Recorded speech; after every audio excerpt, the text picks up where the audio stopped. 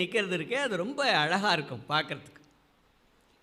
நான் அப்படி போகும்போதெல்லாம் கவனிக்கிறது, சிறிய புல்லின் நுனியில் உள்ள நீர் இருக்க கூர்ந்து பார்த்தேன். நான் அப்படி போகிற போது பக்கத்தில் ஒரு 20-30 அடி உயர பனை மரம் அந்த புல்லின் நுனியில் இருக்கிற நீரில் தெளிந்தது.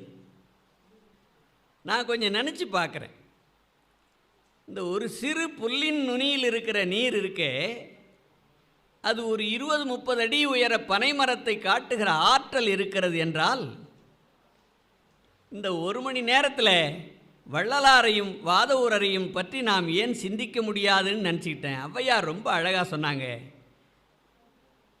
சிறு புல்நீர் நீண்ட பனையளவு காட்டும் படித்தால் அப்படின்னு சொல்லுவாங்க. புல்லின் நுனியில் இருக்கிற சிறு பனித்துளி நீர் இருக்க நீண்ட பனையளவு காட்டும் படித்தால், தினையளவு போதா சிறு புல்நீர் நீண்ட பனையளவு காட்டும் படி